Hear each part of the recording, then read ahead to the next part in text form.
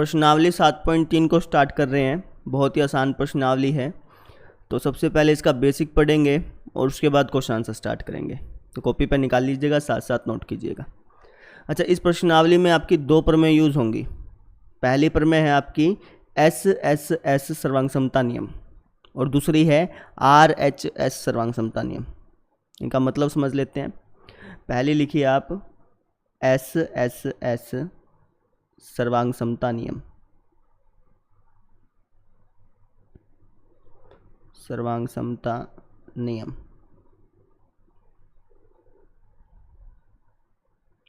यहाँ पे S का मतलब है साइड, यानी हो गया हमारा साइड साइड साइड। कहने का मतलब अगर दो त्रिभुजों में सभी संगत भुजाएं बराबर हैं, सभी कोरस्पोंडिंग साइड बराबर हैं, तब वो दोनों त्रिभुज सर्वांग सम त्रिभुज कहलाएंगे। जैसे मान लीजिए मेरे पास ये दो त्रिभुज हैं, इसका नाम है ABC और ये दूसरी त्रिभुज है, इसका नाम है DEF।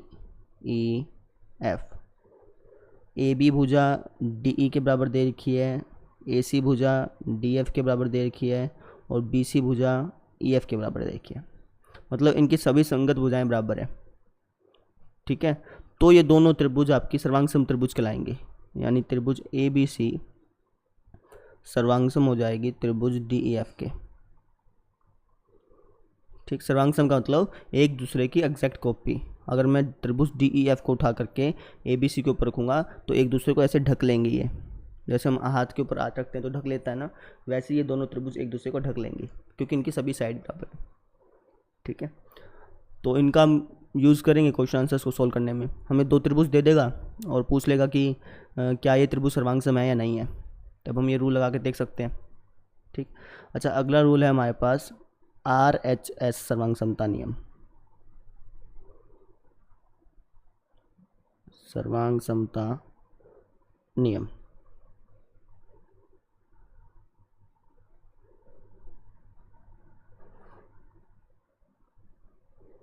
इसमें RHS का क्या मतलब है? R का मतलब है राइट एंगल,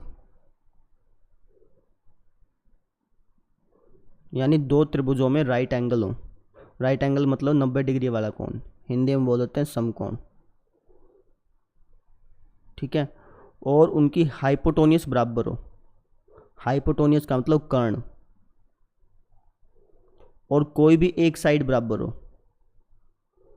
ठीक है, तो वो दोनों त्रिभुज आपकी सर्वांग सम त्रिभुज कहलाएंगे। जैसे मान लो कि मेरे पास एक त्रिभुज है, इसका नाम दे दिया ABC। एक दूसरी त्रिभुज है DEF। दोनों त्रिभुज में 90-90 डिग्री का एंगल बन रहा है, यानी समकोण हो गए, और इनके कर्ण बराबर है। कर्ण मतलब जो 90 डिग्री का एंगल है उसके सामने वाली भुजा दोनों में बराबर है। AC बराबर है DF के। ठीक है, और कोई भी एक साइड बराबर है, चाहे ये वाली साइड चाहे वाली, मान लो ये वाली साइड बराबर है, दोनों में कोई भी हो सकती है, कोई दिक्कत नहीं है। ठीक, तो मैं RHS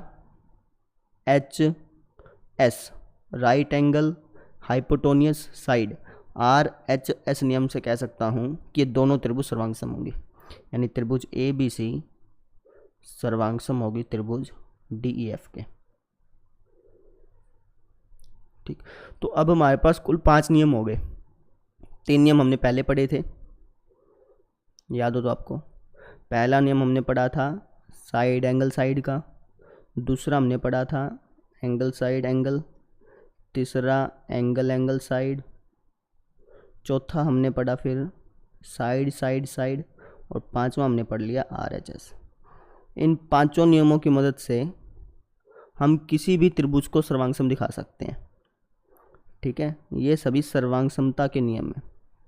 जब आपको दो त्रिभुजों को सर्वांग सम दिखाना हो तो इन पांचों नियमों में से कोई भी एक नियम ले लो और उन दोनों त्रिभुजों को सर्वांग सम दिखा दो। अब इनके क्वेश्चन आंसर करते हैं। ठीक है, तो क्वेश्चन देखो। तो मैं सेकंड क्वेश्चन पहले करा रहा हूँ, फर्स्ट क्वेश्चन बाद में कराऊंगा।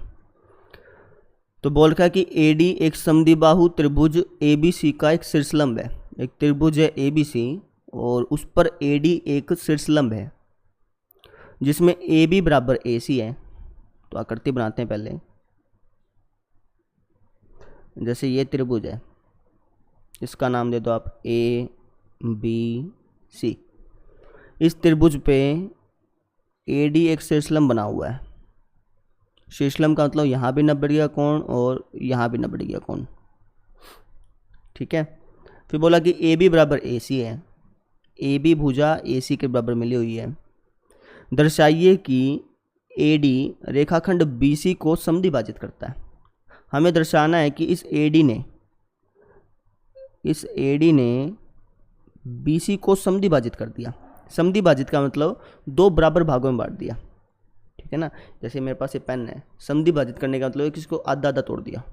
ठीक, ऐसे ही बी सी को समद्विभाजित करने का मतलब है कि इसको आधा आधा तोड़ दें। कहने का मतलब बी डी बराबर डी सी, ये दर्शाना है, दिया नहीं हुआ। बी डी को डी सी के बराबर दर्शाना है। ठीक, अच्छा बी डी को डी सी के बराबर कैसे दिखाओगे? अगर मैं काम करूं, इस त्रिभुज ए डी सी को, ए डी बी को सर्वांगसम दिखा दूं त्रिभुज ए डी सी के, समझ रहे हो? अगर मैं इन दोनों त्रिभुजों को सर्वांगसम दिखा दूं तो इनकी ये भुजा बराबर नहीं हो जाएगी। हमने अभी तक पढ़ा था जब दो त्रिभुज सर्वांगसम हो जाती हैं तो उनकी संगत भुजाएं और संगत कोण बराबर हो जाते हैं, यानी बी डी अपने आप ही डी सी के बराबर हो जाएगा। बात समझ में आ गई? सर्वांगसमता का मतलब क्या है कि देखो ये ग्रीन वाला ट्रायंगल है, ये रेड वाला ट्रायंगल है, ऐसे जुड़े हुए हैं, है ना।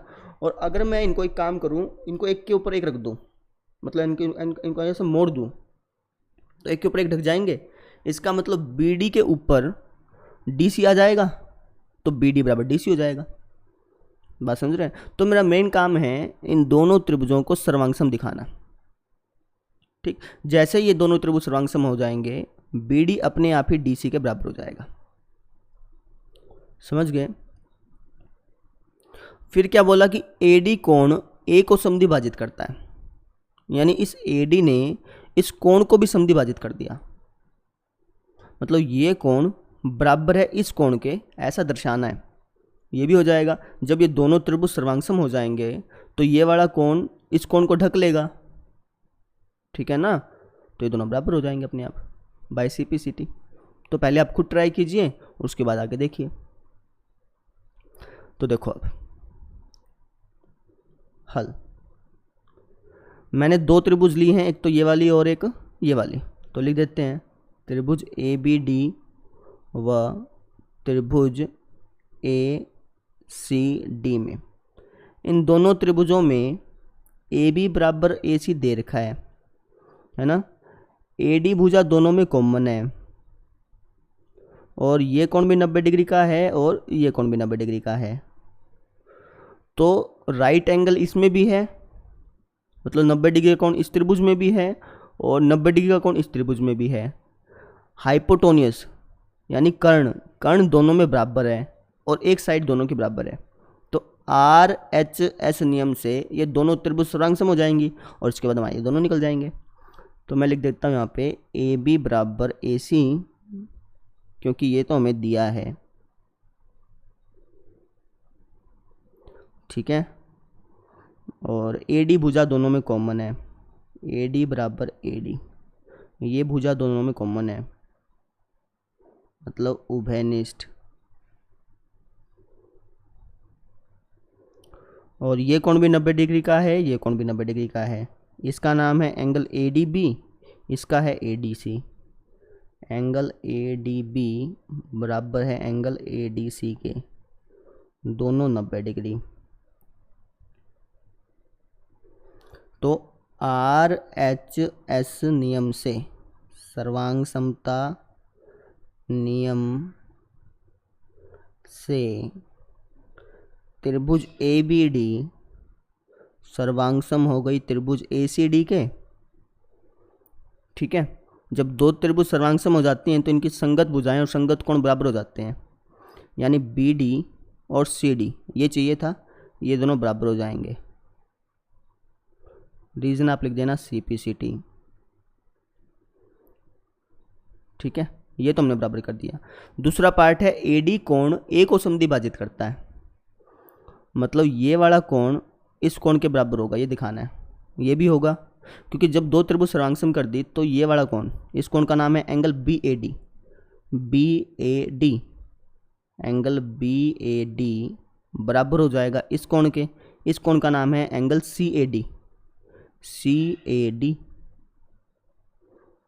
ध्यान से समझिए, हमने सबसे पहले B लिया, फिर उसके बाद A, फिर D, मतलब पहले बीच में थे फिर आगे फिर पीछे। ऐसे इसमें क्या, पहले बीच में थे फिर आगे फिर पीछे, है ना। इस तरीके से हमारा आंसर बिल्कुल ठीक है। तो आप रीजन लिख देना यहाँ पे CBCD, मतलब ये कोण इस कोण के बराबर हो गया। आसान था। हमने क्या किया, इन दोनों त्रिभुजों को सर्वांगसम दिखाया, सर्वांगसम दिखाने के बाद ये वाली भुजा इस भुजा के बराबर हो गई और ये कोण इस कोण के बराबर हो गया। कर लेंगे। अब हम देखते हैं प्रश्न नंबर तीसरा क्वेश्चन देखो। बोल रखा है कि एक त्रिभुज ABC की दो भुजाएं AB और BC और माध्यिका AM क्रमश से एक दूसरे त्रिभुज की भुजाएं PQ, QR और माध्यिका PN के बराबर है। यानी AB बराबर दे रखा है PQ के, AM बराबर दे रखा है PN के, ठीक है। और ये पूरी भुजा BC बराबर दे रखी है QR के। समझ गए। हमें दर्शाना है कि त्रिभुज ABM सर्वांगसम होगा त्रिभुज PQN के।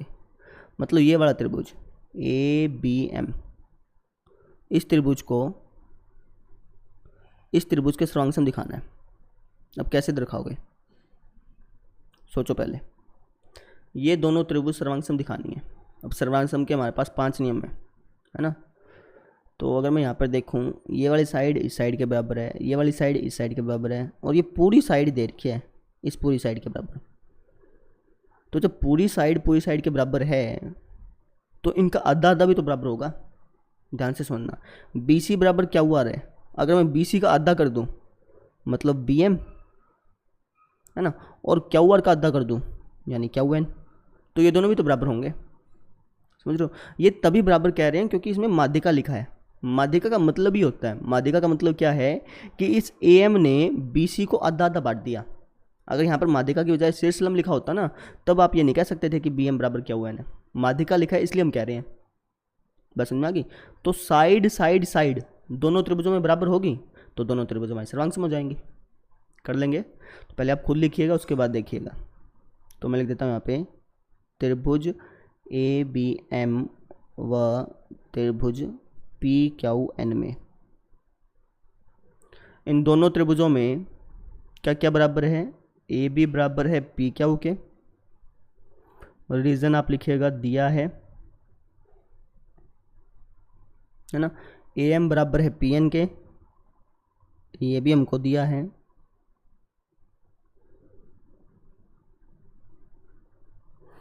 ठीक। और BM बराबर होगा QN के, BM बराबर होगा QN के। इसका रीजन लिखना पड़ेगा।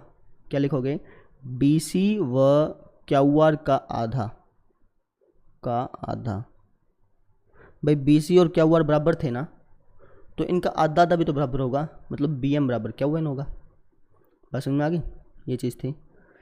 तो अब हम लिख देंगे यहाँ पे साइड सर्वांगसमता नियम से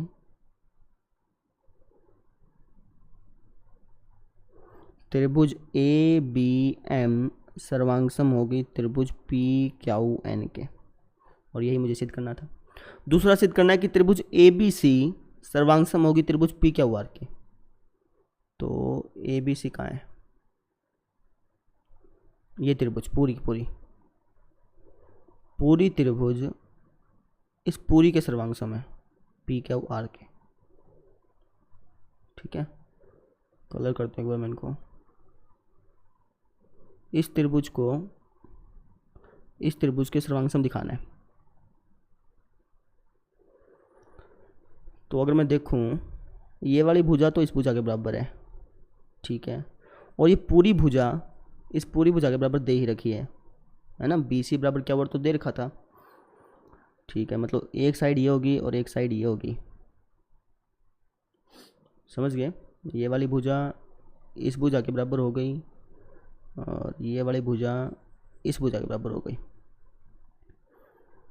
अच्छा, तीसरी भुजा तो बराबर नहीं है, तो अगर मैं काम करूँ कैसे ना कैसे करके इस कोण को, इस एंगल को इस एंगल के बराबर दिखा दूँ, तो साइड एंगल साइड से ये दोनों बड़ी बड़ी त्रिभुज सर्वांगसम हो जाएंगे। समझ रहे हैं? ये वाले एंगल को अगर मैं इस एंगल के बराबर दिखा दूँ तो, अच्छा ये वाला एंगल इस एंगल के बराबर क्यों होगा? ठीक है, तो इससे पहले हमने एक त्रिभुज सिद्ध की थी, ये वाली त्रिभुज। इस त्रिभुज को हम इस त्रिभुज के सर्वांगसम सिद्ध कर चुके हैं, है ना। जब दो त्रिभुज सर्वांगसम होती हैं तो उनके संगत कोण बराबर हो जाते हैं, मतलब ये वाला कोण इस कोण के बराबर आ जाएगा। सुनो, हम पिछले इसका यूज़ कर लेंगे जो पहले दिया था। मैं यहाँ पे लिख लूँगा सेकंड पार्ट। मुझे पहले पार्ट में ये मिल चुका है ना, त्रिभुज ए बी एम को, इस त्रिभुज को हम इस त्रिभुज के सर्वांगसम सिद्ध कर चुके हैं। सर्वांगसम होगा त्रिभुज पी क्या हुआ इनके, इसका इस्तेमाल करके मैं कह दूंगा कि ये एंगल इसके बराबर है, और फिर साइड एंगल साइड से दोनों त्रिभुज सर्वांगसम कर लूँगा, बड़ी बड़ी वाली। ठीक है, तो मैं कह दूँगा अभी सिद्ध किया।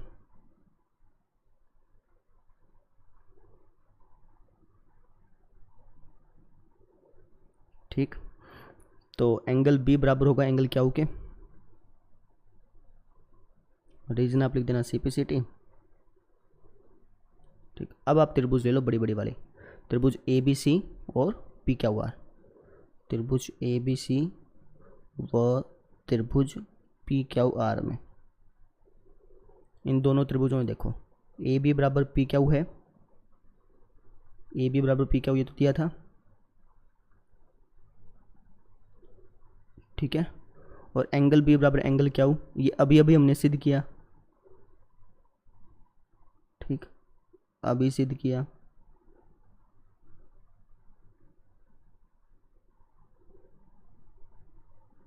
और BC बराबर क्या हुआ, ये तो हमको दिया हुआ था। BC बराबर क्या हुआ, ये हमें दिया है।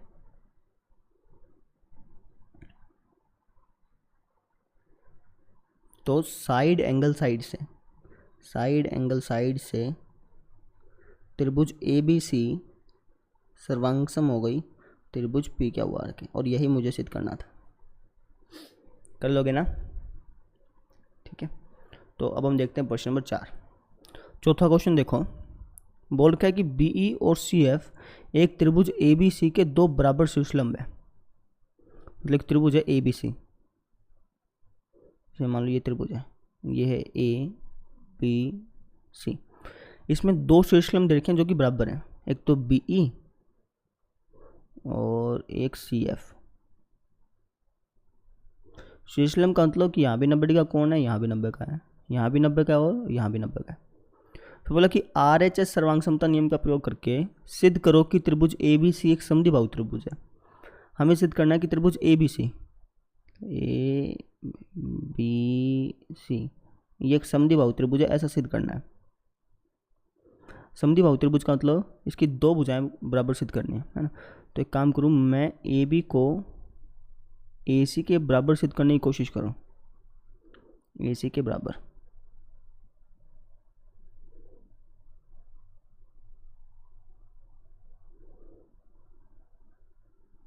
है ना, कि दो भुजाएं बराबर होगी तो ये समद्विबाहु त्रिभुज तो हो ही जाएगी ना। तो इन दोनों भुजाओं को कैसे बराबर करोगे?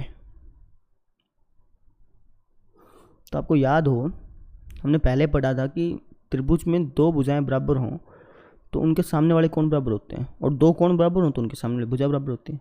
अब मुझे इन दोनों भुजाओं को बराबर सिद्ध करना है, तो एक काम करूँ, इनके सामने वाले कोणों को बराबर सिद्ध कर दूँ ना, यानी इस कोण को कैसे ना कैसे करके इस कोण के बराबर सिद्ध कर दूँ। समझ रहे हैं? क्योंकि जैसे ये दोनों कोण बराबर हो जाएंगे तो इनके सामने वाली भुजाएं बराबर हो जाएगी, पढ़ा था हमने ये। तो मेरा मेन काम अब रह गया कि इस कोण को इस कोण के बराबर दिखाया जाए। और ये दोनों कोण कैसे बराबर आएंगे? तो ये दोनों कोण बराबर लाने के लिए अगर मैं त्रिभुज FBC को सर्वांगसम सिद्ध कर दूं त्रिभुज ECB के, अगर मैं इन दोनों को सर्वांगसम सिद्ध कर दूंगा तो इनके संगत कोण बराबर नहीं हो जाएंगे। मतलब ये पूरा कोण FBC का एंगल B बराबर हो जाएगा ECB के एंगल C के। बात समझ रहे हैं? देखो स्टेप समझना। पहले हम क्या करेंगे, त्रिभुज एफ बी सी को सर्वांग दिखाएंगे त्रिभुज ई सी बी के। जब ये दोनों त्रिभुज सर्वांग हो जाएंगे तो इनके संगत कोण बराबर हो जाएंगे, और जैसे ही संगत कोण बराबर हो गए तो इनके सामने वाली भुजा बराबर हो जाएगी। यानी इसके सामने कौन सी भुजा, इस पूरे कोण के सामने, ये पूरी भुजा है ना ए बी, और इस पूरे कोण के सामने ए सी, ये दोनों बराबर हो जाएंगे। तो इस तरीके से करेंगे, ठीक है। दूसरा तरीका भी लगा सकते थे, दूसरे तरीके से भी ये दोनों भुजाएं बराबर आ सकती हैं, लेकिन उसमें जो है ना ये वाला नियम नहीं लगेगा। फिर RHS, हमें तो RHS लगाना है ना, उसमें जब आप लगाओ तो दूसरा नियम लगेगा। बात समझ में आ गई? तो इस तरीके से करने में फ़ायदा है कि RHS का। प्रश्न में कह देता ना कि किसी भी नियम से करो, तो आप दूसरा तरीका भी लगा सकते थे, ठीक। तो अभी हम इसी से करते हैं, तो स्टेप बाय स्टेप करते जाओ। पहले खुद ट्राई कर लो, उसके बाद देख लो। तो हमने दो त्रिभुज ली, त्रिभुज FBC और एक ली ECB, है ना, और त्रिभुज ECB में इन दोनों को सर्वांग सिद्ध करना है। तो ये कोण भी 90 का है, ये कोण भी 90 का है। एंगल F बराबर है एंगल E के, कारण दोनों 90 डिग्री, ठीक। और इस त्रिभुज में ये वाली भुजा दोनों में कॉमन है BC, समझ रहे हो? इस त्रिभुज को लोगे तब भी BC आएगा, और इस त्रिभुज को लोगे तब भी BC आएगा। तो BC बराबर BC दोनों में क्या है, उभयनिष्ठ है, ठीक है। और ये तो हमें बराबर दे ही रखे थे, प्रश्न में क्या रखा ना कि बराबर शीर्षलंब है, बराबर शीर्षलंब, यानी FC बराबर दे रखा है EB के, ये तो हमें दिया ही है। तो FC बराबर EB ये हमें दिया है। तो यहाँ पे नियम लग गया RHS, क्योंकि 90 डिग्री का कोण है, उसकी हाइपोटेन्यूज बराबर है और एक साइड बराबर दे रखी है, तो RHS नियम लगा, है ना। प्रश्न में क्या भी रखा था, तो RHS सर्वांग समता नियम से त्रिभुज FBC सर्वांग सम हो गई त्रिभुज ECB के, ठीक। जब दो त्रिभुज सर्वांग सम होते हैं तो उनके संगत कोण बराबर हो जाते हैं, मतलब इसका एंगल B एंगल FBC और इसका एंगल C एंगल ECB दोनों बीच में है ना, इसलिए नेम में थोड़ा ध्यान देते हैं ना। तो एंगल FBC बराबर हो गया एंगल ECB के, रीजन आप लिख देना CPCT। और जब दो कोण बराबर हो गए तो उनके सामने वाली भुजाएं बराबर होंगी, मतलब इस कोण के सामने कौन सी भुजा है AB, इस कोण के सामने AC, तो AB बराबर AC हो जाएगा। रीजन क्या लिखोगे, समान कोणों के सम्मुख भुजा या फिर बराबर कोणों के सामने वाली भुजा, कुछ भी लिख दो।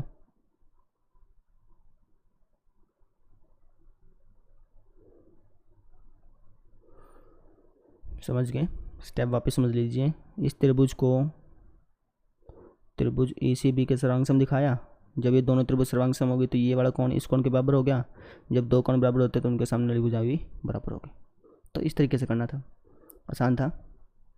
5वां प्रश्न देखो, बोल क्या कि ABC एक समद्विबाहु त्रिभुज है जिसमें AB बराबर AC है, ठीक है। जैसे बना लो आप साथ साथ, ABC आपको दे रखा है समद्विबाहु त्रिभुज, ये हमारा ABC, इसमें AB बराबर AC आपको दिया है।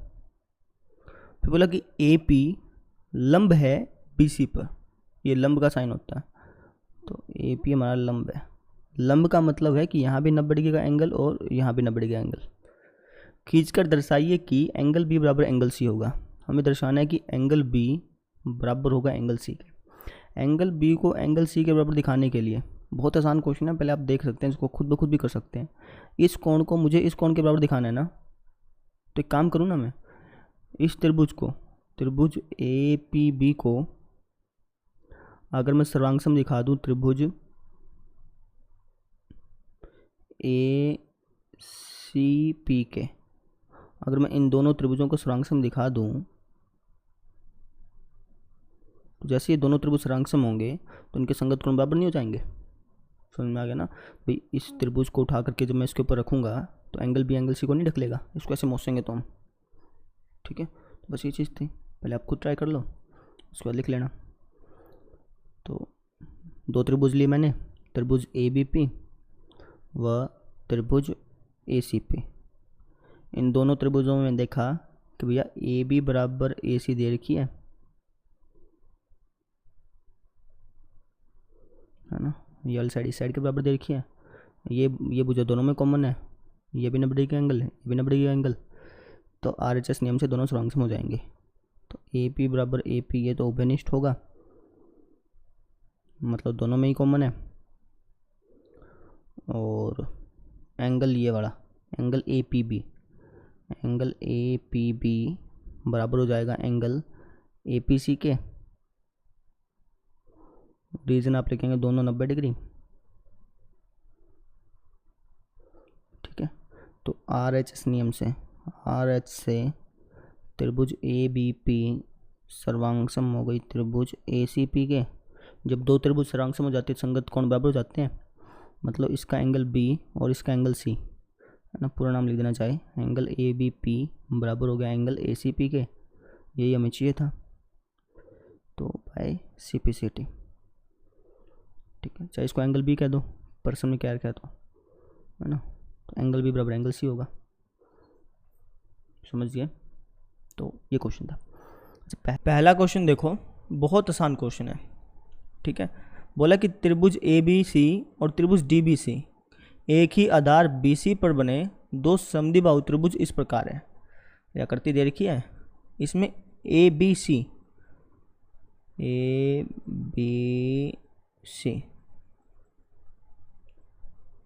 ये एक समद्विबाहु त्रिभुज दे रखा है। समद्विबाहु का मतलब इसकी दो भुजाएं बराबर है।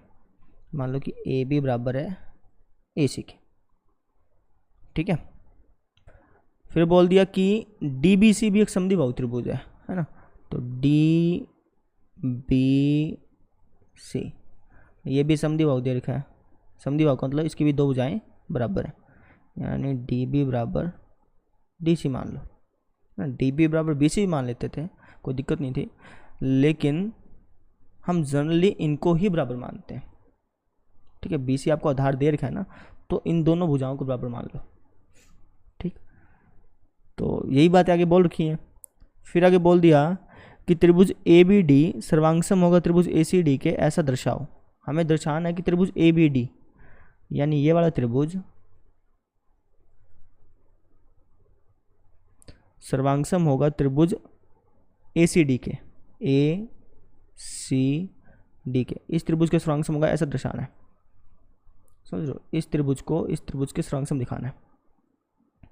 अब कैसे दिखाएंगे, ये देखो, ये वाली भुजा इस भुजा के बराबर है, ये वाली भुजा इस भुजा के बराबर है, और ये भुजा दोनों में ही कॉमन है। इस त्रिभुज में भी आ रही है, इस त्रिभुज में भी आ रही है, तो साइड साइड साइड से ये दोनों त्रिभुज हमारे सर्वांगसम हो जाएंगे, ठीक है ना। तो इसको लिख लेते हैं। पहले मैं लिख दूंगा त्रिभुज ए बी डी व त्रिभुज ए सी डी में जो उनसे सर्वांगसम सिद्ध करानी है ना, उन्हीं को ले लो। अब इनमें मैंने देखा कि ए बी बराबर ए सी है, ठीक है, दिया है ये तो हमें, और दोनों त्रिभुजों में बी डी बराबर डी सी है,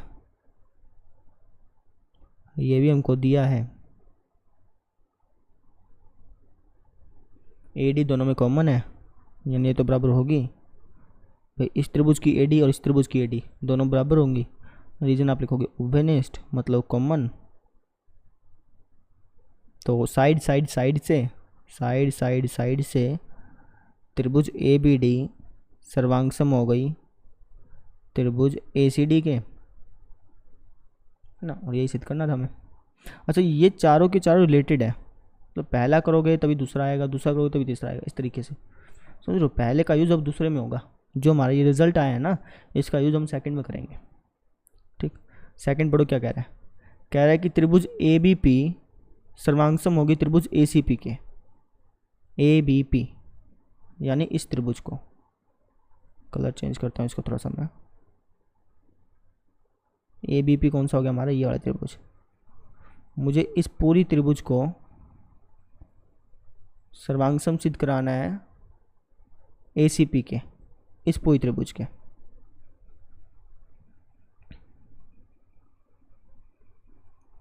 अच्छा ठीक है, इस ग्रीन त्रिभुज को इस पिंक त्रिभुज के सर्वांगसम सिद्ध कराना है। तो देखो कैसे होगा।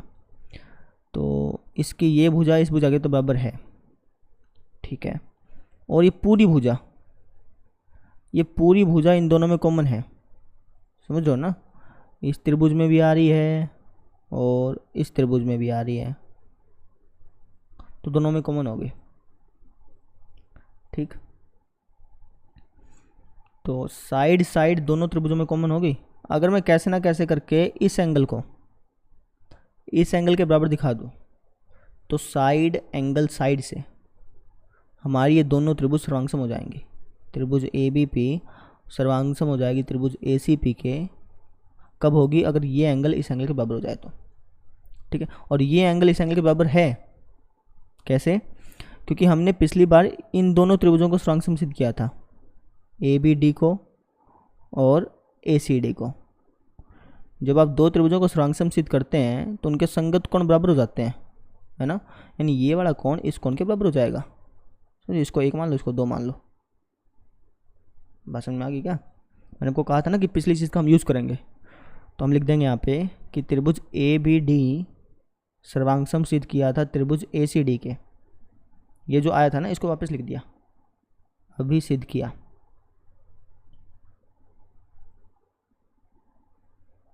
ठीक है। इससे फ़ायदा क्या हुआ कि एंगल 1 एंगल 2 के बराबर हो गया। एंगल 1 बराबर हो गया एंगल 2 के। रीज़न आप लिख देना CPCT। समझ गए? तो अब मैं ये त्रिभुज ले लूँगा, त्रिभुज ABP और त्रिभुज ACP, है ना।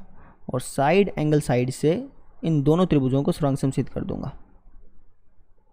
तो लिखते हैं, चलो, त्रिभुज ABP व त्रिभुज ACP। पहले खुद लिखिए इनको, ठीक है, इन दोनों में भाई हमने देखा कि AB बराबर AC है, ये तो हमको दिया है, ठीक है। और AP दोनों में ही कॉमन है, AP भुजा दोनों में ही कॉमन है ना, वो फिनिश्ड हो गई, चलो सही है। और अभी एंगल 1 को एंगल 2 के बराबर सिद्ध किया, एंगल 1 को एंगल 2 के अभी सिद्ध किया।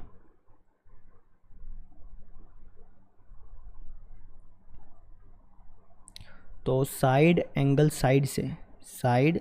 साइड से हमारी ये दोनों त्रिभुज सर्वांगसम हो गई। साइड एंगल साइड से त्रिभुज ABP सर्वांगसम हो गई त्रिभुज ACP के। अब इसका यूज होगा थर्ड में, समझ रहे हो। थर्ड पार्ट में हम इसका यूज करेंगे, लिख ही देता हूँ, चलो। त्रिभुज ABP हमने सर्वांगसम सिद्ध कर दिया त्रिभुज ACP के, अभी सिद्ध किया।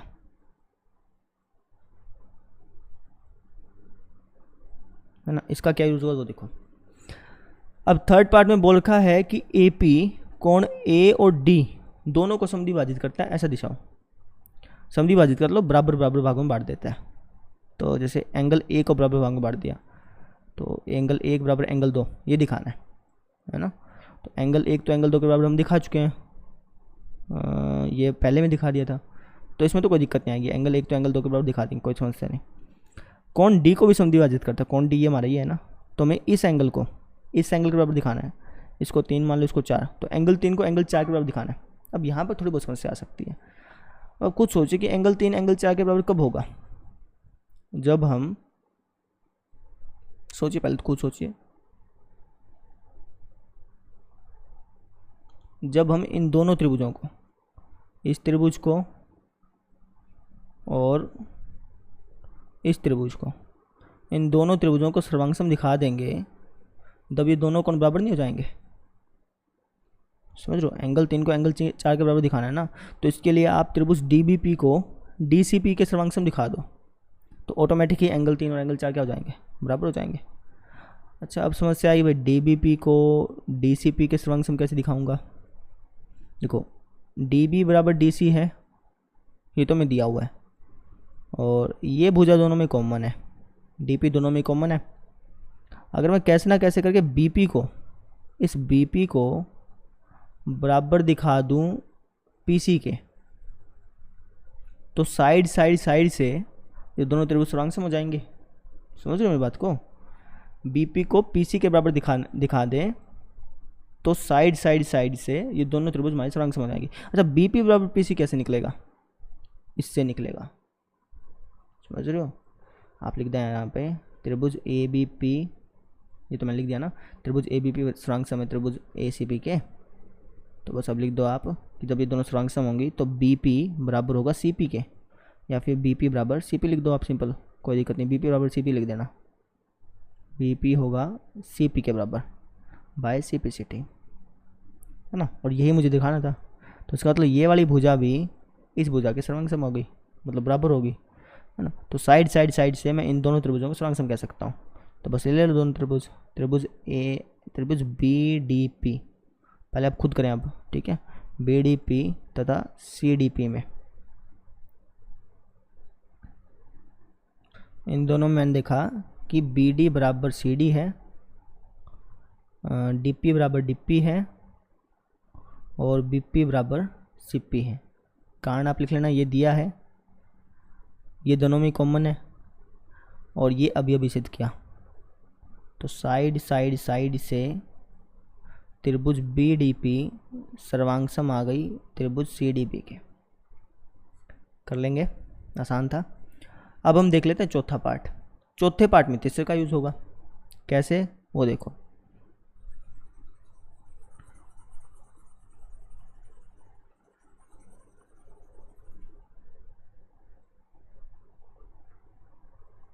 बोला कि एपी रेखाखंड बीसी का लंब समद्विभाजक है, ये दिखाओ।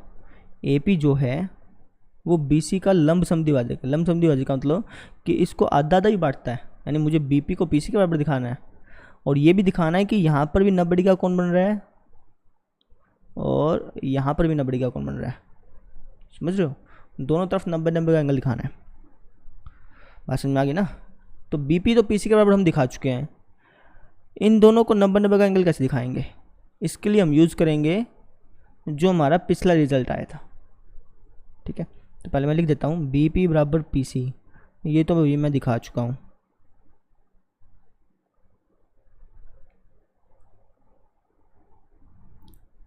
ठीक है। अच्छा, इन दोनों को 90-90 दिखाने की दिक्कत रहेगी अब। अच्छा, मुझे ये पता है कि ये वाला एंगल इस एंगल के बराबर तो होगा, कारण बता सकते हो? ये कोण इस कोण के बराबर कैसे होगा, बताओ? ये वाला कोण इस कोण के बराबर कैसे होगा?